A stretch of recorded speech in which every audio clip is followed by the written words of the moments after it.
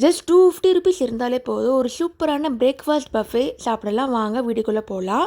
இந்த breakfast buffet சாப்பிட்றதுக்காக நாங்கள் வந்த இடம் தாங்க மட்சையா. மட்சையா அடையார் பிரான்ச்சுக்கு வந்திருக்கோம்.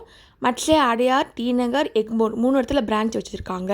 வெல்கம் ட்ரிங்க்கில் ஆரம்பித்து 2 வகை சட்னி, இட்லி, பொங்கல், வடை, 2 வகையான சாம்பார் இருக்குது.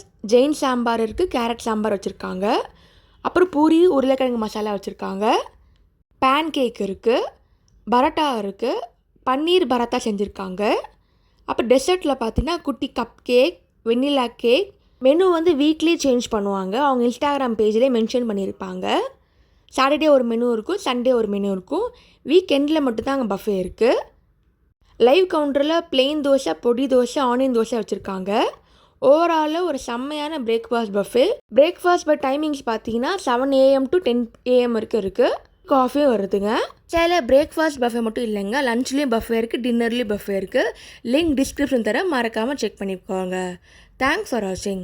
லைக் பண்ணுங்கள், ஷேர் பண்ணுங்கள், சப்ஸ்கிரைப் பண்ணுங்கள்.